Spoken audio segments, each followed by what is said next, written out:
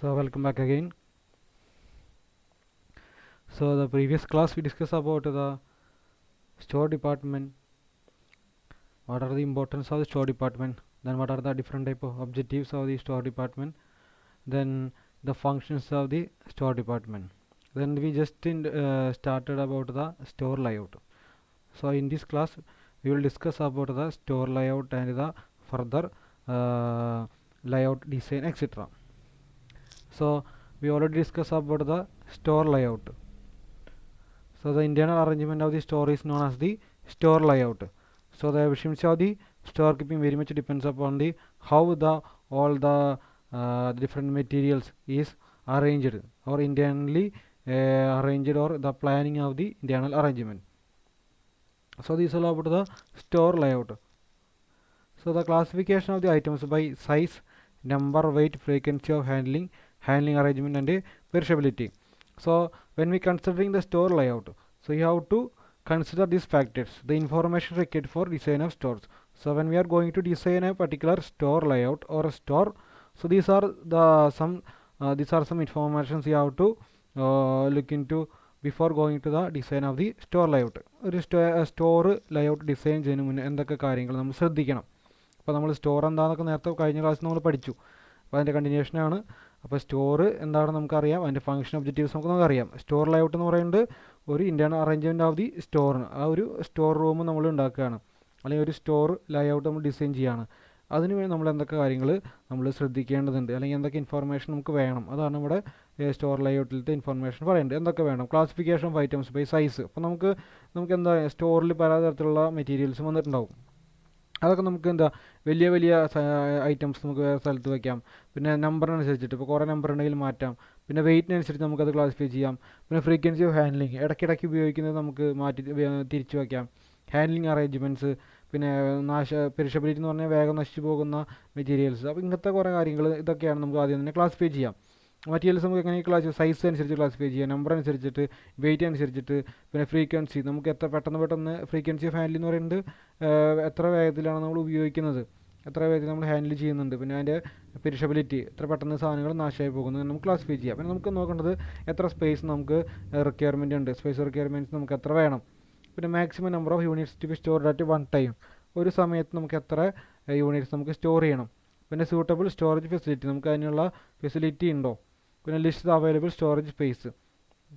അപ്പോൾ ഈ സ്പേസിനെ നമുക്ക് എങ്ങനെയൊക്കെ എടുത്തിരിക്കാം? പ്ലാറ്റ്ഫോമുകളാക്കി എടുത്തിരിക്കാം, പിന്നെ റാക്കുകളാക്കി വയ്ക്കാം, ഷെൽഫുകൾ, ബിന്നുകൾ, ട്രേകൾ, ബാരൽസ്, ഇതൊക്കെ നമുക്ക് മെറ്റീരിയൽസ് സ്റ്റോർ ചെയ്യാനുള്ള ഡിഫറെൻറ്റ് സ്പേസുകളാണ്. പ്ലാറ്റ്ഫോം ഉണ്ടാക്കാം, കുറേ നമുക്കറിയാം ചെമ്മരിൽ കുറേ പ്ലാറ്റ്ഫോമുകൾ ഉണ്ടാക്കി വെച്ച് കഴിഞ്ഞാൽ നമുക്ക് അതിൽ സാധനങ്ങൾ കയറ്റി വയ്ക്കാം. റാക്കുകൾ ഉണ്ടാക്കാം നമുക്ക് ചെമ്മരികളിൽ. ഷെൽഫുകൾ, നമുക്ക് കുറേ ഷെൽഫുകൾ ഉണ്ടാക്കി കഴിഞ്ഞാൽ ആ ഷെൽഫുകളിലെ മെറ്റീരിയൽസ് കുറേ നമുക്ക് കളക്ട് ചെയ്ത് വയ്ക്കാം, അല്ലെങ്കിൽ അവിടെ സ്റ്റോർ ചെയ്ത് വയ്ക്കാം. ബിന്നുകൾ എന്ന് പറഞ്ഞാൽ കുട്ടകൾ, ഇരുമ്പ് കുട്ടകൾ, വലിയ വലിയ റെക്ടാങ്കുലർ ഷേപ്പിലുള്ള ഇരുമ്പ് കുട്ടകൾ നമുക്ക്, പിന്നെ ട്രേകൾ നമുക്ക്, പിന്നെ ബാരല്, ഇപ്പോൾ നമ്മൾ ഓയിലും പെട്രോൾ അങ്ങനത്തെ കാര്യങ്ങൾ ബാരല്, അങ്ങനത്തെ ലിക്വിഡ് സാധനങ്ങളൊക്കെ നമ്മൾ ബാരൽസിലാണ് നമ്മൾ സാധാരണ, അല്ലെങ്കിൽ പെയിൻറ്റ് സാധനങ്ങളൊക്കെ ബാരൽസിന് നമ്മൾ സ്റ്റോർ ചെയ്ത് വയ്ക്കാറ്. അപ്പോൾ ഒരു സ്റ്റോർ ലേഔട്ട് അല്ലെങ്കിൽ ഒരു സ്റ്റോർ ഡിസൈൻ ചെയ്യുന്ന മുന്നേ ഇത്രയും കാര്യങ്ങൾ നമുക്ക് ഇൻഫർമേഷൻ നമുക്ക് അറിഞ്ഞിരിക്കണം. നമുക്ക് എത്രത്തോളം സൈസിലുള്ള മെറ്റീരിയൽസ് ഉണ്ട്, നമ്പർ ഉണ്ട്, പിന്നെ എത്ര സ്പേസ് വേണം, പിന്നെ സ്റ്റോറേജ് യൂസിന് നമുക്ക് അത്രയും സ്പേസ് നമുക്ക് അവൈലബിൾ ആണോ, പിന്നെ നമുക്ക് ഇത്രയും സാധനങ്ങൾ നമുക്ക് അവിടെ ഉണ്ടോ എന്നൊക്കെ നമ്മൾ ശ്രദ്ധിച്ചിരിക്കണം, അല്ലെങ്കിൽ ഇൻഫർമേഷൻ നമുക്ക് വേണം. ഇതാണ് ഒരു സാമ്പിൾ സ്റ്റോർ ലേഔട്ട് എന്ന് പറഞ്ഞു കഴിഞ്ഞാൽ. ഒരു സാധാരണ ഒരു സിമ്പിളായിട്ടുള്ളൊരു സ്റ്റോർ ലേഔട്ടാണ്. ഇപ്പോൾ നോക്കി കഴിഞ്ഞാൽ ഓരോ place incoming material receiving gate, ഇപ്പോൾ ഇവിടെയാണ്. ഇപ്പോൾ ഒന്നാമത്തെ പോയിന്റ് നമ്മളിവിടെ നോക്കുകയാണെങ്കിൽ ഇതാണ് ഒന്നാമത്തെ പോയിന്റ് എന്ന് പറയുന്നത്. ഈ ഒന്നാമത്തെ പോയിന്റിലാണ് നമുക്ക് വണ്ടികൾ, ഇപ്പോൾ ഏതെങ്കിലും ഒരു ട്രക്ക്, അല്ലെങ്കിൽ ഏതെങ്കിലും ഒരു ട്രക്കോ അല്ലെങ്കിൽ ചെറിയ പെട്ടി വണ്ടിയോ അങ്ങനത്തെ സാധനങ്ങളൊക്കെ മെറ്റീരിയൽസ് എത്തുന്നത് ഇവിടെയായിരിക്കും. Incoming material receiving gate. ഇതിന് രണ്ടാമത് ഇവിടെ മെറ്റീരിയൽ എത്തിക്കഴിഞ്ഞാൽ എന്ത് ചെയ്യും? Place for dumping raw material. ഈ മെറ്റീരിയൽസ് ഇവിടെ കടന്ന് എവിടെ ഡംപ് ചെയ്യും? ഇവിടെ കൊടുന്ന് ഡംപ് ചെയ്യും. പോയിന്റ് 2 കൊടുത്തിട്ട് ഡംപ് ചെയ്യും. ഡംപ് ചെയ്യാന്ന് പറഞ്ഞു കഴിഞ്ഞാൽ മെറ്റീരിയൽ ഇറക്കി വയ്ക്കുന്നു. പിന്നെ എന്ത് ചെയ്യും? മൂന്നാമത്തെ ചെക്കിംഗ് ഫോർ റോ മെറ്റീരിയൽ. എന്താണ് ചെക്കിംഗ് ഫോർ റോ മെറ്റീരിയൽ എന്ന് പറഞ്ഞു കഴിഞ്ഞാൽ? നമ്മൾ ഈ ഇവിടെ എത്തി കഴിഞ്ഞാൽ ഇതിൻ്റെ സ്റ്റോറിലത്തെ ആളുകൾ വരും. സ്റ്റോറിലത്തെ ആളുകൾ വന്നിട്ട് പറഞ്ഞ ക്വാണ്ടിറ്റി നമ്പേഴ്സ് ഇവിടെ തന്നിട്ടുണ്ടോ? ഇപ്പോൾ നമ്മൾ പർച്ചേസ് ഓർഡറിൽ 100 കൊടുത്തിട്ടുണ്ട്, അവർ 100 തന്നെ തന്നിട്ടുണ്ടോ? അല്ലെങ്കിൽ നമുക്ക് പെട്ടെന്ന് വിസിബിൾ ആയിട്ടുള്ള എന്തെങ്കിലും അതിൽ ഫോൾട്ടുകളുണ്ടോ? ഇപ്പോൾ എന്തെങ്കിലും ഇപ്പോൾ നമ്മളൊരു പർട്ടിക്കുലർ സാധനം മേടിച്ചു, അത് ക്രാക്ക് ചെയ്തിരിക്കുകയാണ് അല്ലെങ്കിൽ പൊട്ടിയിട്ട് കഷ്ണങ്ങൾ മാറിയിരിക്കുകയാണെങ്കിൽ നമുക്ക് അപ്പോൾ തന്നെ മാറ്റിയിരിക്കാം. കാരണം നമുക്ക് ഫ്രഷ് ആയിട്ടുള്ള അല്ലെങ്കിൽ നമുക്ക് ഉപയോഗിക്കാൻ പറ്റുന്ന രീതിയിലുള്ള പ്രൊഡക്റ്റ് വേണം നമുക്ക് തരാൻ. അപ്പോൾ നമുക്കത് പ്രൈമറി ചെക്കിങ്ങിനുള്ള സ്ഥലമാണ് മൂന്നാമത്തെ സ്ഥലം, primary checking for raw material. ഇനി കുറച്ച് നമ്മുടെ എണ്ണം കറക്റ്റാണ്, വലിയ ഫോൾട്ടുകളൊന്നും ഇല്ലെങ്കിൽ നമ്മൾ എന്ത് ചെയ്യും, ഈ മെറ്റീരിയൽ നമ്മൾ എവിടേക്ക് കൊടുക്കും, ഇൻസ്പെക്ഷനിലേക്ക് കൊടുക്കും. ഇൻസ്പെക്ഷൻ ഡിപ്പാർട്ട്മെൻറ്റ് എന്ന് പറഞ്ഞു കഴിഞ്ഞാൽ ആ ഇൻസ്പെക്ഷൻ്റെ ഒരു പ്ലേസിൽ നമുക്ക് ഈ സാധനങ്ങൾ കൊടുക്കും. അപ്പോൾ ക്വാളിറ്റി അഷുറൻസ് അല്ലെങ്കിൽ ക്വാളിറ്റി ഡിപ്പാർട്ട്മെൻറ്റിലത്തെ ആളുകൾ വന്നിട്ട് ക്വാളിറ്റി അഷുറൻസ് ഡിപ്പാർട്ട്മെൻറ്റ് ഉണ്ടാവും, ഡിപ്പാർട്ട്മെൻറ്റ്, അവിടുത്തെ ആളുകൾ വന്നിട്ട് എന്ത് ചെയ്യും, ഈ മെറ്റീരിയൽസ് പറഞ്ഞാൽ സ്പെക്ക് ഉണ്ടോ നോക്കും. മറ്റേ നമ്മൾ ജസ്റ്റ് എണ്ണം നോക്കുന്നു, നമുക്ക് പെട്ടെന്ന് കണ്ടുപിടിക്കാനുള്ള ഫോൾട്ടുകൾ, നമുക്ക് വിസിബിളായിരുന്ന ഫോൾട്ടുകൾ നമുക്ക് കണ്ടുപിടിക്കാം. പക്ഷേ അതിൻ്റെ സ്പെക്ക്, അതിൻ്റെ ഡയമെൻഷൻസ്, അതിൽ പറഞ്ഞിരിക്കുന്ന ഓരോന്നിൻ്റെയും കറക്റ്റ് സർഫസിൻ്റെ റഫ്നെസ്, പിന്നെ എന്താണ് ഓരോന്നിൻ്റെ ഡയമെൻഷൻസ്, ലെങ്ത്ത്, അങ്ങനത്തെ കാര്യങ്ങളൊക്കെ നോക്കുന്നതാണ് ഈ നാലാമത്തെ പ്ലേസിൽ. ഇപ്പോൾ ഇവിടെ വെച്ചിട്ട് നമ്മൾ മെറ്റീരിയൽസ് നല്ലതാണോ അല്ലെങ്കിൽ നമുക്ക് സ്യൂട്ടബിൾ ആണോ നോക്കും. ഇനി നോക്കി കഴിഞ്ഞാൽ എന്ത് ചെയ്യും, ഈ നോക്കി കഴിഞ്ഞാൽ നല്ല ആക്സെപ്റ്റ്, ചിലപ്പോൾ കുറെണ്ണം ഇതിലിപ്പോൾ ഒരു 100 കിട്ടിക്കഴിഞ്ഞാൽ ചിലപ്പോൾ 98 ആണെങ്കിൽ നമുക്ക് ആക്സെപ്റ്റ് ചെയ്യാവുള്ളൂ, 2 ചിലപ്പോൾ റിജക്റ്റഡ് ആകും. അപ്പോൾ ഈ റിജക്റ്റഡ് ആയി നമുക്ക് എവിടെ പോകും, റിജക്ഷൻ സ്റ്റോറിലേക്ക് തന്നെ പോകും. ഇവിടെ വേറൊരു സ്ഥലത്ത് ഉണ്ടാവും റിജക്ഷൻ സ്റ്റോർ എന്ന് പറഞ്ഞിട്ടൊരു സ്ഥലത്ത് റിജക്ഷൻ സ്റ്റോറിലേക്ക് നമുക്ക് പോകും. ബാക്കി ആക്സെപ്റ്റഡ് ആയിട്ട് മെറ്റീരിയൽ അവിടേക്ക് വരും. ഈ അഞ്ചാമത്തെ പോയിന്റ് ടെമ്പററി സ്റ്റോറേജ്, ഈ ടെമ്പററി സ്റ്റോറേജിലേക്ക് വരും. ഈ ടെമ്പററി സ്റ്റോറേജിൽ ഈ ഇൻസ്പെക്ഷൻ കഴിഞ്ഞ മെറ്റീരിയൽസ് ഇവിടെ സ്റ്റോർ ചെയ്ത് വയ്ക്കും ടെമ്പററി സ്റ്റോറേജിൽ. ഇനി ഇവിടുന്ന് എന്ത് ചെയ്യും, ഇവിടെ നിന്നാണ് നമ്മൾ ഓരോ പ്ലേസിലേക്ക് നമുക്ക് എന്ത് കൊടുക്കുന്നത്, 6 എന്ന് പറയേണ്ടതെന്നാണ് ഈ മൊത്തത്തിലുള്ളതൊക്കെ ഈ പ്ലേസുകളൊക്കെയാണ് നമ്മൾ മെറ്റീരിയൽസ് സ്റ്റോർ ചെയ്യുന്ന സ്ഥലങ്ങൾ. ഈ 6 എന്ന് പറയുന്നത്, ഇവിടേക്ക് നമ്മൾ ഓരോ മെറ്റീരിയൽസും റാക്കിലോ ഷെൽഫുകളിലോ അല്ലെങ്കിൽ ബാരൽസിലോ അല്ലെങ്കിൽ ട്രയലൊക്കെ ആയിട്ട് നമ്മളിവിടെ അറേഞ്ച് ചെയ്യും. അതിൻ്റെ നമ്പറോ അല്ലെങ്കിൽ അതിൻ്റെ ഫ്രീക്വൻസി വെച്ചിട്ടോ അല്ലെങ്കിൽ വലിപ്പം വെച്ചിട്ടൊക്കെ നമ്മളിവിടെ സ്റ്റോർ ചെയ്ത് വെക്കും. ഈ 7 എന്ന് പറഞ്ഞാൽ എന്താണ്, 7 എന്ന് പറഞ്ഞാൽ മെയിൻ ഐസിൽ എന്ന് പറഞ്ഞാൽ ഇതിവിടെ നോക്കി കഴിഞ്ഞാൽ എന്താണ്, മെയിൻ വഴി, മെയിൻ ഇടനാഴി നമുക്ക് വേണമെങ്കിൽ പറയാം. ഇതാണ് നമ്മൾ മെയിൻ ഇടനാഴി. ഇതിലൂടെയാണ് നമ്മൾ മെറ്റീരിയൽ ഇവിടുന്ന് മെറ്റീരിയൽ 5 കടന്ന് ഇവിടേക്ക് എത്തുകയാണ് ചെയ്യുന്നത്. ഇതിലൂടെ കടന്ന് ഈ മെയിൻ സ്ഥലത്തേക്ക് എത്തും, 7 എത്തും. ഇതിലൂടെ കടന്ന് വന്ന് ഇങ്ങനെ ഇവിടേക്ക് എത്തുന്നു. ഇനി എന്ത് ചെയ്യുന്നു, 7 എത്തിക്കഴിഞ്ഞാൽ ഇനി 8 എന്ന് പറഞ്ഞാൽ സൈഡുകളിലേക്കുള്ള വഴികളാണ്. നമുക്ക് ഇവിടെ നിന്നുള്ള മെറ്റീരിയലൊക്കെ എടുക്കേണ്ട, നമുക്ക് ഇവിടുന്നൊക്കെ മെറ്റീരിയൽസ് നമുക്ക് റിട്രീവ് ചെയ്യണം അല്ലെങ്കിൽ അവിടെ കൊണ്ടുവന്ന് ഇടാനും എടുക്കാനും വേണ്ടിയിട്ടുള്ള ഇടനാഴികളാണ് ഈ ഇതെന്ന് പറയുന്നത് സൈഡ് വഴികൾ. ഈ സൈഡ് വഴികൾ. പിന്നെ 9 എന്ന് പറഞ്ഞാൽ സർവീസ് വിൻഡോ. 9 എന്ന് പറഞ്ഞാൽ നമുക്ക് ഇവിടെ നിന്നാണ് നമുക്ക് എന്ത് ചെയ്യുക, പുറത്തേക്ക് നമുക്ക് മറ്റ് ഡിപ്പാർട്ട്മെൻറ്റുകളിലേക്ക് നമുക്ക് സാധനങ്ങൾ കൊടുക്കുക. അപ്പോൾ ഇവിടുന്ന് ഇപ്പോൾ ഒരു വേറെ ഡിപ്പാർട്ട്മെൻറ്റിൽ നിന്ന്, ഇപ്പോൾ പ്രൊഡക്ഷൻ ഡിപ്പാർട്ട്മെൻറ്റിൽ നിന്ന് ഒരു ഒരു ബോൾട്ട് അല്ലെങ്കിൽ ഒരു ഷാഫ്റ്റ് നമുക്ക് 100 വേണം. അപ്പോൾ അതോടെ കിട്ടിക്കഴിഞ്ഞാൽ അതനുസരിച്ചിട്ട് എന്ത് ചെയ്യും, ഇവിടുന്ന് പോയി റിട്രീവ് ചെയ്തെടുത്തിട്ട് ഇവിടേക്ക് തന്നെ ഇവിടെ ഈ വഴിയാണ് കൊടുക്കുക. അതിന് മുന്നേ 10 ബോക്സസ് പെർ ഇഷ്യൂ. അപ്പോൾ നമ്മൾ ആദ്യം എന്ത് ചെയ്യും, ഈ മെറ്റീരിയൽസ് നമുക്ക് ബോക്സസിലാക്കിയിട്ട് വയ്ക്കും. എന്നിട്ടാണ് ഇതിനെ ഈ സർവീസിൻ്റെ പുറത്തേക്ക് കിടക്കുക. അപ്പോൾ നമുക്ക് ഇത്ര 100 ബോൾട്ട് വേണം അല്ലെങ്കിൽ 100 ഷാഫ്റ്റ് വേണമെന്ന് നമുക്കൊരു നോട്ട് കിട്ടിക്കഴിഞ്ഞാൽ, അല്ലെങ്കിൽ നമുക്കൊരു കത്ത് ഈ പ്രൊഡക്ഷൻ ഡിപ്പാർട്ട്മെൻറ്റിൽ നിന്ന് ഒരു ലെറ്റർ കിട്ടി അല്ലെങ്കിൽ ഒരു നോട്ട് എന്നാണ് പറയുക സാധാരണ. അപ്പോൾ ഈ നോട്ട് കിട്ടി കഴിഞ്ഞാൽ പറഞ്ഞിട്ടുണ്ട് ഇന്ന ഐറ്റം ഇത്ര എണ്ണം വേണമെന്ന്. കാരണം അവർക്ക് പ്രൊഡക്ഷനിൽ ഈ സാധനം ഉണ്ടെങ്കിൽ പ്രൊഡക്ഷൻ നടക്കുള്ളൂ. ഇവിടെ പ്രൊഡക്ഷൻ ഡിപ്പാർട്ട്മെൻറ്റിൽ ഇവിടെയാണ്, ഇപ്പോൾ ഇത് പ്രൊഡക്ഷൻ ഡിപ്പാർട്ട്മെൻറ്റ് ആണെങ്കിൽ ഇവിടെയാണ് നമുക്ക് പ്രൊഡക്ഷൻ നടക്കുന്നത്, മെറ്റീരിയൽ പ്രൊഡ്യൂസ് ചെയ്യുന്നത്. പക്ഷേ നമുക്ക് മെറ്റീരിയൽസ് എല്ലാം വരുന്നത് ഇവിടെ നിന്നാണ്, സ്റ്റോറിൽ നിന്നാണ്. അപ്പോൾ ഈ നോട്ടിനനുസരിച്ചിട്ട് ഇതിൻ്റെ സ്റ്റോറിലത്തെ ആളുകൾ പോയിട്ട് ഇവിടെ നിന്നൊക്കെ മെറ്റീരിയൽ കളക്ട് ചെയ്തിട്ട് ഈ ബോക്സിലാക്കി വയ്ക്കും. ഈ ബോക്സ് ഇതിലൂടെ ഈ 9 സർവീസ് വിൻഡോ വഴി ഓരോ ഡിപ്പാർട്ട്മെൻറ്റുകാർ വന്നിട്ട് എടുത്തു കൊണ്ടുപോകും. ഇവിടെ വയ്ക്കും അത് അവർ എടുത്തുകൊണ്ട് പോയിട്ട് പ്രൊഡക്ഷൻ ഡിപ്പാർട്ട്മെൻറ്റിലേക്ക് എവിടേക്കാണെങ്കിൽ അല്ലെങ്കിൽ വേറെ ഡിപ്പാർട്ട്മെൻറ്റിലേക്കാണെങ്കിൽ വേറെ ഡിപ്പാർട്ട്മെൻറ്റിലേക്ക്, വേറെ another department A, department B, 4 ഡിപ്പാർട്ട്മെൻറ്റിലേക്ക് എന്ത് ചെയ്യും, ഇവിടെ നിന്നാണ് മെറ്റീരിയൽസ് പ്രൊഡക്ഷൻ ഡിപ്പാർട്ട്മെൻറ്റ് ഇവിടെ ഓരോ ഡിപ്പാർട്ട്മെൻറ്റിലേക്കും ഇവിടെ നിന്ന് അവരിത് കളക്ട് ചെയ്തിട്ട് കൊണ്ടുപോകും. അങ്ങനെയാണ് ഈ സ്റ്റോറിൽ നിന്ന് സാധനങ്ങൾ മറ്റേ ഡിപ്പാർട്ട്മെൻറ്റിലേക്ക് നമുക്ക് എത്തുന്നത്. അപ്പോൾ എന്തൊക്കെ ഒന്നുകൂടി പറയാം. ഒന്നാമത്തെ ഇൻകമിംഗ് മെറ്റീരിയൽ റിസീവിംഗ് ഗേറ്റ്, രണ്ടാമത്തെ ഡംപ് ചെയ്യുന്നു, മൂന്നാമത്തെ റോ മെറ്റീരിയൽസ് നമുക്ക് നമ്പറും നമുക്ക് വിസിബിൾ ആയിട്ടുള്ള ഫോട്ടോകളും ഡിറ്റക്ട് ചെയ്യുന്നു. പിന്നെ ക്വാളിറ്റി ഡിപ്പാർട്ട്മെൻറ്റിൽ നിന്ന് അത് ഇൻസ്പെക്ട് ചെയ്തിട്ട് ഓക്കെ ആകുന്ന മെറ്റീരിയൽ ഇവിടെ ഡംപ് ചെയ്യുന്നു. ഇവിടുന്ന് എടുത്തിട്ട് ഓരോ സ്ഥലത്ത് നമ്മൾ കൊണ്ടുവന്നിട്ട് സ്റ്റോർ ചെയ്ത് വയ്ക്കുന്നു. പിന്നെ മെയിൻ ഐസിലും സൈഡ് ഐസിലും. പിന്നെ നമുക്ക് ആളുകളുടെ ഓരോ ഡിപ്പാർട്ട്മെൻറ്റ് നോട്ട് അനുസരിച്ചിട്ട് മെറ്റീരിയൽ കളക്ട് ചെയ്ത് ഈ ഓരോ ബോക്സിലാക്കി വയ്ക്കുന്ന ഈ സർവീസിൻ്റെ വഴി ഓരോ ഡിപ്പാർട്ട്മെൻറ്റിലേക്ക് കൊടുക്കുകയാണ് ചെയ്യുന്നത്. ഇതാണ് നമ്മുടെ ഒരു സ്റ്റോർ ലേഔട്ടിൻ്റെ ഒരു സാമ്പിൾ സ്റ്റോർ ലേഔട്ട്. ഇനി സാധാരണയായിട്ട് സ്റ്റോറിനെ രണ്ടായിട്ട് തിരിക്കാറുണ്ട്. സെൻട്രലൈസ്ഡ് സ്റ്റോറും അടുത്തത് ഡീസെൻട്രലൈസ്ഡ് സ്റ്റോറും. അപ്പോൾ എന്താണ് ഫസ്റ്റ് നമുക്ക് സെൻട്രലൈസ്ഡ് സ്റ്റോർ പേര് തന്നെ നമുക്ക് മനസ്സിലാവും. സെൻട്രലൈസ്ഡ് സ്റ്റോർ ഒരു ഫാക്ടറിയുടെ സെൻട്രലായിരിക്കും സ്റ്റോർ ലൊക്കേറ്റ് ചെയ്തിട്ടുണ്ടായിരിക്കും. അപ്പോൾ ഇവിടെ നോക്കി കഴിഞ്ഞാൽ ഇതൊരു വലിയ ഫാക്ടറിയുടെ പ്ലാനാണ് അല്ലെങ്കിൽ ലേഔട്ടാണ്. ഈ ഫാക്ടറിയുടെ നടുക്കിലായിട്ടാണ് നമ്മൾ സ്റ്റോർ ഡിപ്പാർട്ട്മെൻറ്റ്. എന്തിനാണ് ഇങ്ങനത്തെ കേസുകൾ എവിടെയായിരിക്കും, ചെറിയ ഫാക്ടറികളായിരിക്കും ഇങ്ങനെ ഉണ്ടാവുക. കാരണം നമുക്ക് എല്ലാ മറ്റുള്ള ഡിപ്പാർട്ട്മെൻറ്റൊക്കെ ഇതിന് ചുറ്റുവശത്തായിരിക്കും. അപ്പോൾ ഇവിടുന്ന് എല്ലാ ഡിപ്പാർട്ട്മെൻറ്റിലേക്കും നമുക്ക് ഈസി ആയിട്ട് എന്ത് ചെയ്യാം, മെറ്റീരിയൽസ് സപ്ലൈ ചെയ്യാൻ പറ്റും. അതിനാണ് നമുക്ക് സെൻട്രലൈസ് ആയിട്ട് ഇത് സിറ്റുവേറ്റ് ചെയ്തിരിക്കുന്നത്. എല്ലാ ഡിപ്പാർട്ട്മെൻറ്റിലേക്കും ഇവിടുന്ന് മെറ്റീരിയൽസ് നമുക്ക് ഈസി ആയിട്ട് കൊടുക്കാൻ പറ്റും സ്റ്റോറിൽ നിന്ന്. അപ്പോൾ അതുകൊണ്ടാണ് നമുക്ക് സെൻട്രലൈസ്ഡ് സ്റ്റോർ എന്ന് പറയുന്നത്.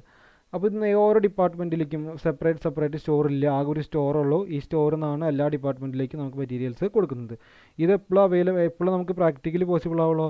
ഇത് practically possible if the factory is small. ചെറിയൊരു കമ്പനി ആണെങ്കിൽ മാത്രമേ നടക്കുള്ളൂ, അല്ലെങ്കിൽ ചെറിയ ഫാക്ടറി ആണെങ്കിൽ മാത്രമേ. വലിയ സ്റ്റോർ ആണെങ്കിൽ ഇതിൻ്റെ സ്റ്റോർ ലെഔട്ട് വലുതായിരിക്കും. ഇപ്പോൾ ഇവിടേക്ക് നമുക്ക് സെൻട്രലിൽ നിന്ന് കൊടുക്കാൻ പറ്റില്ല. അപ്പോൾ നമുക്ക് ചെറിയൊരു ഫാക്ടറി, അതിന് ചുറ്റുവശം കുറച്ച് ഡിപ്പാർട്ട്മെൻറ്റുകളും കുറച്ച് പ്രോസസ്സിംഗ് സെൻറ്ററുകളൊക്കെ ഉണ്ടെങ്കിൽ അവർക്ക് ഈസി ആയിട്ട് മെറ്റീരിയൽസ് കൊടുക്കാൻ പറ്റും. അതാണ് നമ്മുടെ സെൻട്രലൈസ്ഡ് സ്റ്റോർ എന്ന് പറയുന്നത്. അപ്പോൾ used in small factories, all materials under control one store keeper. ഒരു സ്റ്റോർ കീപ്പറിൻ്റെ അണ്ടറിലായിരിക്കും എല്ലാ മെറ്റീരിയൽസും. എന്താണ് near place where materials used. അപ്പോൾ ഓരോ മെറ്റീരിയൽസും യൂസ് ചെയ്യുന്നതിൻ്റെ അടുത്ത് തന്നെയായിരിക്കും സ്റ്റോർ എന്ന് പറയുന്നത്, കാരണം സെൻട്രലാണ്. പിന്നെ conveniently situated, reduce material handling and manual work. ഇപ്പോൾ നമുക്ക് മെറ്റീരിയൽ ഹാൻഡ്ലിങ്ങിനുള്ള കുറേ ആളുകൾ വേണ്ട, കാരണം തൊട്ടടുത്താണ്. അവിടുന്ന് 1-2 ആളുകൾ നമുക്ക് കൊടുക്കാൻ പറ്റും. മാനുവൽ വർക്ക് കുറയ്ക്കാൻ പറ്റും. ഇനിയാണ് ഡീസെൻട്രലൈസ്ഡ് സ്റ്റോർ. സെൻട്രലൈസ്ഡ് അല്ലാത്ത സ്റ്റോർ. ഇവിടെ നോക്കി കഴിഞ്ഞാൽ നമുക്ക് ഇവിടെ സെൻട്രലൈസ്ഡ് സ്റ്റോർ കാണാൻ പറ്റില്ല. ഇവിടെ ഓഫീസാണ്, പിന്നെ അതിൻ്റെ സൈക്കിൾ സ്റ്റാൻഡ് എന്ന് വെച്ചാൽ അതിൻ്റേതായിട്ട് ബന്ധപ്പെട്ട കുറച്ച് സ്ഥലങ്ങളാണ്. ഇവിടെ നോക്കി കഴിഞ്ഞാൽ ഓരോ ഡിപ്പാർട്ട്മെൻറ്റിൻ്റെ അടുത്ത് തന്നെയാണ് സ്റ്റോറുകൾ. കണ്ടു, ഇപ്പോൾ പാറ്റേൺ മേക്കിംഗ് എന്ന് പറഞ്ഞു കഴിഞ്ഞാൽ ഇപ്പോൾ ഇവിടെ നോക്കി കഴിഞ്ഞാൽ ഫിറ്റിംഗ് ഷോപ്പിൻ്റെ സ്റ്റോർ ഇതാണ്. ഇനി ഫൗണ്ടറി ഷോപ്പിൻ്റെ സ്റ്റോർ ഇതാണ്. സ്മിത്തിയുടെ സ്റ്റോർ ഇതാണ്. Pattern making. അപ്പോൾ ഓരോ ഡിപ്പാർട്ട്മെൻറ്റിനും എന്താണ് ഇതിൻ്റെ സ്റ്റോർ ഇതാണ്, അല്ലെങ്കിൽ ഈ പർട്ടിക്കുലർ ഇതിൻ്റെ സ്റ്റോർ ഇതാണ്. അപ്പോൾ അങ്ങനെ നമ്മൾ ഓരോ നോക്കി കഴിഞ്ഞാൽ എന്താണ്, ഓരോ ഡിപ്പാർട്ട്മെൻറ്റിൻ്റെ അടുത്ത് തന്നെയാണ് ഓരോ ചെറിയ സ്റ്റോറുകൾ. അപ്പോൾ ആ ഡിപ്പാർട്ട്മെൻറ്റിൽ ആ പർട്ടിക്കുലർ സെൻറ്ററിലേക്കുള്ള മെറ്റീരിയൽസ് ആ ചെറിയ സ്റ്റോറിൽ നിന്നാണ് കൊടുക്കുന്നത്. ഒരു സെൻട്രലൈസ്ഡ് സ്റ്റോറല്ല, സ്റ്റോറുകൾ ചെറിയ സ്റ്റോറുകളായിട്ട് ഓരോ ഡിപ്പാർട്ട്മെൻറ്റിലും ഉണ്ടായിരിക്കും. ഇതാണ് ഡീസെൻട്രലൈസ്ഡ്. പേര് തന്നെ മനസ്സിലാവും, സെൻട്രലൈസ് അല്ലാത്തൊരവസ്ഥ. യൂസ്ഡ് ഇൻ ലാർജ് ഫാക്ടറീസിലൊക്കെയാണ് നമ്മൾ ഈ സിറ്റുവേഷൻ നമ്മൾ സാധാരണ കാണുന്നത്, അല്ലെങ്കിൽ ഇങ്ങനത്തെ സെറ്റ് അറേഞ്ച്മെൻറ്റ് നമ്മൾ നടക്കുന്നത്. Several department using different kinds of material. അപ്പോൾ നോക്കിയാൽ ഓരോ ഡിപ്പാർട്ട്മെൻറ്റിലും ഡിഫറെൻറ്റ് കൈൻഡ് ഓഫ് മെറ്റീരിയൽ ആയിരിക്കും. അപ്പോൾ ആ ഡിപ്പാർട്ട്മെൻറ്റിൽ മാത്രം ഒരു ചെറിയ store. Set up a separate store four different department. Common materials required stored centrally. ചിലപ്പോൾ കോമൺ ആയിട്ട് ഉപയോഗിക്കുന്ന മെറ്റീരിയൽസ് സെൻട്രലൈസ്ഡ് ആയിട്ട് നമുക്ക് സ്റ്റോർ ഇവിടെ ഇപ്പോൾ ചെറിയൊരു സ്റ്റോർ ഉണ്ടാക്കി, ഇത് തന്നെ ഇവിടെ ചെറിയൊരു സ്റ്റോർ കൊടുത്തിട്ടുണ്ട്. അല്ലെങ്കിൽ നമുക്ക് ചെറിയ സ്റ്റോർ കൂടി ഉണ്ടെങ്കിൽ കോമൺ ആയിട്ടുള്ള മെറ്റീരിയൽസ്, ഇപ്പോൾ എന്തെങ്കിലും കോമൺ ആയിട്ട് ഉപയോഗിക്കുന്ന മെറ്റീരിയൽ ഉണ്ടെങ്കിൽ നമുക്ക് ഇവിടെ സ്റ്റോർ ചെയ്യും, കാരണം അത് എല്ലാവർക്കും കോമൺ ആയിട്ട് കൊടുക്കാം. ബാക്കിയെല്ലാം അതത് ഡിപ്പാർട്ട്മെൻറ്റിൻ്റെ മെറ്റീരിയൽസ് അതത് സ്റ്റോറിൽ നമ്മൾ സ്റ്റോർ ചെയ്ത് വയ്ക്കുകയാണ് ചെയ്യുന്നത്. ഇനി നെക്സ്റ്റ് നോക്കാനുള്ളത് സ്റ്റോർ ഡോക്യുമെൻറ്റ്സ്. ഒരു സ്റ്റോർ ഡിപ്പാർട്ട്മെൻറ്റിൽ എന്തൊക്കെ ഡോക്യുമെൻറ്റ്സ് നമുക്ക് കാണാറുണ്ട്. സാധാരണയായിട്ട് നമ്മൾ റെസിപ്റ്റ് ചെയ്യേണ്ടാവും, പിന്നെ നമുക്ക് എന്ത് ചെയ്യേണ്ടി വരും, സ്റ്റോറേജ്. അതാണ് മെയിനായിട്ടുള്ള ഡോക്യുമെൻറ്റ്സ് ഉണ്ടാവുക. ഇപ്പോൾ റെസിപ്റ്റിൻ്റെ കാര്യങ്ങൾ, മെറ്റീരിയൽ റെസിപ്റ്റ് ചെയ്യുമ്പോൾ എന്തൊക്കെ ഡോക്യുമെൻറ്റ്സ് ഉണ്ടാവണം. റെസിപ്റ്റ് ബുക്ക് ഉണ്ടാവണം, റെസിപ്റ്റ് നോട്ട് ഉണ്ടാവും, daily receipt voucher, package slip, bin card, stock identification card. അപ്പോൾ നിങ്ങൾ ഇതിൻ്റെ പേരുകളിന് പഠിച്ചു വയ്ക്കുക. മെറ്റീരിയൽ റെസിപ്റ്റ് ബുക്ക് ഉണ്ടാവണം, മെറ്റീരിയൽ റെസിപ്റ്റ് നോട്ട് ഉണ്ടാവും, daily receipt voucher, package slip, bin card, stock identification card. ഇനി എന്താണെന്ന് നമുക്ക് കുറച്ച് കാര്യങ്ങൾ നമുക്ക് ഡിസ്കസ് ചെയ്യാം. എല്ലാതൊന്നും നമുക്ക് വേണ്ടി വരില്ല. നമുക്ക് കുറച്ച് കാര്യങ്ങൾ മെയിനായിട്ടുള്ള 2 ഡോക്യുമെൻറ്റ്സ് നമുക്ക് ഡിസ്കസ് ചെയ്യാം. ഇനി അതുപോലെ തന്നെ ഇൻസ്പെക്ഷനായിട്ട് ബന്ധപ്പെട്ടുള്ളതാണ് purchase order, inspection note, rejection note. നേരത്തെ ഒന്നാമത്തെ കേസ് എന്ന് പറയുന്നത് റെസിപ്റ്റായിട്ട് ബന്ധപ്പെട്ടത്, രണ്ടാമത്തത് ഇൻസ്പെക്ഷനായിട്ട് ബന്ധപ്പെട്ടത്. ഇനി ഇഷ്യൂ എന്ന് പറഞ്ഞാൽ കൊടുക്കലാണ്. നമ്മളുടെ മെറ്റീരിയൽസ് വേറെ ഡിപ്പാർട്ട്മെൻറ്റിലേക്ക് കൊടുക്കുമായി ബന്ധപ്പെട്ട് നമ്മൾ സ്റ്റോർ ചെയ്യുന്ന അതൊക്കെയാണ് material receipt note, bin card, gate pass, store advice note, etcetera. ഇനി വെരിഫിക്കേഷനെ ബന്ധപ്പെട്ട കുറച്ച് മെറ്റീരിയൽസാണ് store stacking note, stock valuation sheet, stock ledger, material transfer note, material return note, etcetera. ഇനി materials control, stock diary sheet, Kardex card, ഇതൊക്കെയാണ് നമ്മൾ materials കൺട്രോളിൽ നമ്മൾ സാധാരണയായിട്ട് കീപ്പ് ചെയ്യുന്ന. ഇനി നമുക്ക് കുറച്ച് ഡോക്യുമെൻറ്റ്സ് എന്താണെന്ന് നോക്കാം. അപ്പോൾ ഫസ്റ്റത്തെ എന്താണ്, മെറ്റീരിയൽ റെസിപ്റ്റ് ബുക്ക് എന്താണെന്ന് നോക്കി കഴിഞ്ഞാൽ എന്താണ്, ഇവിടെ മെറ്റീരിയൽ റെസിപ്റ്റ് ബുക്ക് എന്താണ്, നമുക്ക് വരുന്ന മെറ്റീരിയൽസ് നമ്മൾ റെസിപ്റ്റ് സ്വീകരിക്കുന്ന റെക്കോർഡ് ചെയ്യുന്നത്, നമുക്ക് വരുന്ന മെറ്റീരിയൽ നമുക്ക് റെക്കോർഡ് ചെയ്ത് വയ്ക്കുന്ന ഒരു ബുക്കാണ് മെറ്റീരിയൽ റെസിപ്റ്റ് ബുക്ക്. വേറെ നമ്മൾ പർച്ചേസ് ഓർഡർ കൊടുത്തു കഴിഞ്ഞാൽ മെറ്റീരിയൽസ് നമുക്ക് വരും. ആ മെറ്റീരിയൽസ് നമുക്ക് വന്നു കഴിഞ്ഞാൽ നമ്മളത് ഈ പർട്ടിക്കുലർ മെറ്റീരിയൽ ബുക്കിൽ നമ്മൾ രേഖപ്പെടുത്താറുണ്ട്. എന്താണ് മെറ്റീരിയൽ റെസിപ്റ്റിൽ എന്തൊക്കെയാണ്, ഡേറ്റ് ഉണ്ടാവും, സപ്ലയറുടെ അഡ്രസ്സ്, പിന്നെ എങ്ങനെയാണ് transport, vehicle number, number of packets, പിന്നെ ഗുഡ്സിനെ പറ്റിയിട്ടുള്ള ചെറിയ ഡിസ്ക്രിപ്ഷൻ ഉണ്ടാകും, പിന്നെ സ്റ്റോക്ക് ലെഡ്ജറിൻ്റെ ഫോളിയോ, പിന്നെ റിസിപ്റ്റിൻ്റെ ക്ലറിക്കൽ ഇനീഷ്യൽ, പിന്നെ എന്തെങ്കിലും റീമാർക്സ്. ഇനീഷ്യൽ എന്ന് പറഞ്ഞാൽ ഇതിൻ്റെ സിഗ്നേച്ചറാണ് ക്ലറിക്കൽ ഇനീഷ്യൽ എന്ന് പറയുന്നത്. അപ്പോൾ ഇത്രയും കാര്യങ്ങളായിരിക്കും മെറ്റീരിയൽ റെസിപ്റ്റ് ബുക്കിൽ. നിങ്ങൾ മെയിനായിട്ട് പഠിക്കേണ്ടത് ഓരോന്നോരോന്ന് നിങ്ങൾക്ക് ചെയ്യാൻ പറ്റിയില്ലെങ്കിലും കറക്റ്റ് ആ പേരുകൾ പഠിച്ചിരിക്കുക. അത്രയും വലിയ എസ് ചോദിക്കണമെങ്കിൽ മാത്രമേ വേണ്ട. മെറ്റീരിയൽ ഡോക്യുമെൻറ്റ്സ് ചോദിച്ചു കഴിഞ്ഞാൽ ആ 5 സെപ്പറേറ്റ് ഹെഡിങ് എഴുതുക, അതിൻ്റെ കീഴിലുള്ള നോട്ടുകൾ, അതിന് വരുന്ന ഡോക്യുമെൻറ്റ്സ് നിങ്ങൾ എഴുതി വയ്ക്കുക. അപ്പോൾ നമ്മൾ ഓരോന്നിനും ചില പ്രധാനപ്പെട്ട 1-2 മാത്രമേ ഡിസ്കസ് ചെയ്യുന്നുള്ളൂ. അപ്പോൾ മെറ്റീരിയൽ റെസിപ്റ്റ് ബുക്കിൽ നമുക്ക് വരുന്ന മെറ്റീരിയൽസിൻ്റെ എല്ലാ ഡീറ്റെയിൽസും ഇവിടെ റെസിപ്റ്റ് ബുക്കിൽ നമ്മൾ നോട്ട് ചെയ്ത് വയ്ക്കുക. അതേ ബുക്കിനെയാണ് മെറ്റീരിയൽ റെസിപ്റ്റ് ബുക്ക് എന്ന് പറയുന്നത്. ഇനി ബിൻ കാർഡ് എന്ന് പറഞ്ഞാൽ എന്താണ്? ബിൻ കാർഡ് എന്ന് പറയുന്നത് നമ്മൾ മെറ്റീരിയൽ സ്റ്റോർ ചെയ്ത് വയ്ക്കുന്ന കുറേ ബിന്നുകൾ ഉണ്ടായിരിക്കും. ആ ബിന്നുകൾ നമ്മൾ തൂക്കിയിടുന്ന ഒരു കാർഡാണ് ബിൻ കാർഡ് എന്ന് പറയുന്നത്. അപ്പോൾ ഈ ബിൻ കാർഡിൽ മെയിനായിട്ട് നമുക്ക് ഓരോ ഡേറ്റിലും ഇത്ര എണ്ണം വന്നു, അപ്പോൾ നമ്മൾ ബിൻ കാർഡ് രേഖപ്പെടുത്തും. അത് കഴിഞ്ഞിട്ട് അന്നത്തെ ദിവസം അല്ലെങ്കിൽ അന്നത്തെ ദിവസം വന്ന് പോയില്ലേ, സെക്കൻഡ് ദിവസം നമ്മൾ 100 വന്നു, രണ്ടാമത്തെ ദിവസം 90 കൊടുത്തു, അപ്പോൾ ബാക്കി എത്ര ഉണ്ടാകും? 10 ബാലൻസ് ഉണ്ടാകും. ഇതിങ്ങനെ കീപ്പ് ചെയ്ത് വരികയാണ് ചെയ്യുക. എത്ര നമുക്ക് വന്നു, എത്ര ഇഷ്യൂ ചെയ്തു, എത്ര ബാലൻസ് ഉണ്ട്, ഇത് കറക്റ്റായിട്ട് കീപ്പ് ചെയ്യുന്ന ഒരു കാർഡാണ് ബിൻ കാർഡ്. അപ്പോൾ നമ്മൾ സാധാരണയായിട്ട് മെറ്റീരിയൽ സ്റ്റോർ ചെയ്യുന്ന ഒരു ബിന്ന് പോലെ ഒരു സ്ഥലത്തായിരിക്കും മെറ്റീരിയൽ സ്റ്റോർ ചെയ്യുക. ഇതൊരു ബിന്നാന്ന് വിചാരിക്കുക. ഈ ബിന്നിൻ്റെ എവിടെയെങ്കിലും നമ്മൾ ബിൻ കാർഡ് കൊളുത്തിയിടും. ഈ ബിൻ കാർഡ് കൊളുത്തിയിട്ട് കഴിഞ്ഞാൽ ഈ ബിൻ കാർഡിലാണ് ഒന്നാമത്തെ ഡേറ്റ് ഉണ്ടാവും. ബിൻ കാർഡ് നമ്മൾ നോക്കിയാൽ ഡേറ്റ്, ഇവിടെ ഡേറ്റ് ഉണ്ടാവും. എത്ര എണ്ണം വന്നു, ആ ഡേറ്റിൽ എത്ര എണ്ണം റിസീവ് ചെയ്തു, ഇനി എത്ര എണ്ണം ആ ഡേറ്റിൽ നമുക്ക് ഇഷ്യൂ ചെയ്തു മറ്റു ഡിപ്പാർട്ട്മെൻറ്റിലേക്ക്, എത്ര എണ്ണം ബാലൻസ് ഉണ്ട്. ഇപ്പം നിങ്ങൾ ഡെലിവറി നമുക്ക് തന്നിരിക്കുന്ന ഇഷ്യൂ നോട്ട്, ആ സാധനങ്ങൾ ഇതനുസരിച്ചാണ് നമുക്ക് ഓരോ ഡിപ്പാർട്ട്മെൻറ്റിലേക്ക് ഇഷ്യൂ ചെയ്യുക. അതിൻ്റെ കാര്യങ്ങൾ എത്ര ബാലൻസ് ഉണ്ട് നമ്മൾ നോക്കുക. ഇതാണ് നമുക്ക് ബിൻ കാർഡ് സാധാരണയായിട്ട് നമ്മൾ ഉപയോഗിക്കുന്നത്. ബിൻ കാർഡിൽ എത്ര എണ്ണം റിസീവ് ചെയ്തു, എത്ര എണ്ണം കൊടുത്തു, എത്ര എണ്ണം ബാലൻസ് ഉണ്ട്, ഇതാണ് മെയിനായിട്ട് ഇതിൽ കാണിക്കുന്നത് ബിൻ കാർഡ്. അത് ഓരോ ബിന്നിൻ്റെയും മുകളിൽ നമ്മൾ വെച്ചിരിക്കും. ആ ബിന്നിൽ ഇപ്പോൾ നമുക്കൊരു ഇതിലിപ്പോൾ ഒരു പർട്ടിക്കുലർ മെറ്റീരിയൽ എ എന്ന് പറഞ്ഞ മെറ്റീരിയൽ ഉണ്ടെന്ന് ഇരിക്കുക. അപ്പോൾ ഒരാൾക്ക് സിമ്പിളായിട്ട് വന്നിട്ട് ഈ ബിന്നിൻ്റെ അടുത്ത് വന്നിട്ട് ഈ ബിൻ കാർഡ് നോക്കി കഴിഞ്ഞാൽ എത്ര മെറ്റീരിയൽ നമ്മൾ ഓരോ ദിവസം ഉപയോഗിച്ചിട്ടുണ്ട് അല്ലെങ്കിൽ എത്ര ബാലൻസ് ഉണ്ട് നമുക്ക് ഈസി ആയിട്ട് ഇതൊന്ന് കണ്ടുപിടിക്കാൻ പറ്റും. ഇനി സ്റ്റോക്ക് ലെഡ്ജർ. സ്റ്റോക്ക് ലെഡ്ജർ എന്ന് പറഞ്ഞാൽ എന്താണ്? The book which contains individual account for each item of material stored four in the store house. It is function as എന്തൊക്കെയാണ് ഇതിലുണ്ടാവുന്നത്? ഈ സ്റ്റോക്ക് ലെഡ്ജർ എന്ന് പറഞ്ഞു കഴിഞ്ഞാൽ അതിൽ എല്ലാ കാര്യങ്ങളും ഉണ്ടാവും. എത്ര ഓർഡർ ചെയ്തു, എത്ര റിസീവ് ചെയ്തു, എത്ര ഇഷ്യൂ ചെയ്തു, എത്ര ബാലൻസ് ഉണ്ട് എന്നുള്ളത്.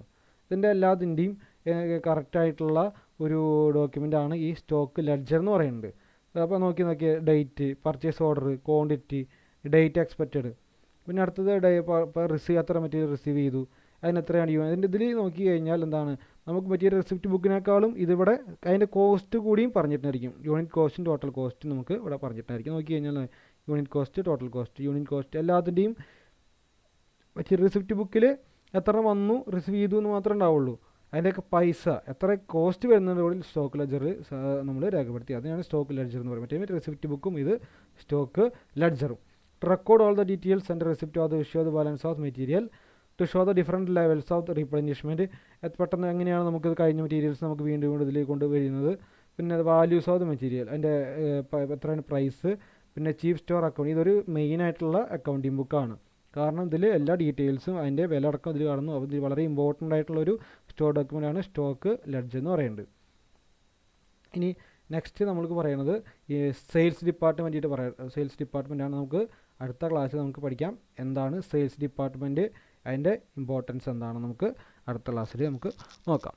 അപ്പോൾ ഓക്കെ, അപ്പോൾ ഇന്നത്തെ ക്ലാസ്സിൽ പറഞ്ഞവർക്ക് മനസ്സിലായിട്ടുണ്ടാവും. എന്നിട്ട് PPT ഓൾറെഡി ഷെയർ ചെയ്തതാണ്. നിങ്ങൾ ഈ ഇതിൻ്റെ ഒപ്പം തന്നെ വീഡിയോ കാണുമ്പോൾ തന്നെ നിങ്ങൾ PPT എടുത്ത് വെച്ചിട്ട് കാണുക, എന്നിട്ട് നിങ്ങൾ പഠിക്കുക. ഓക്കെ.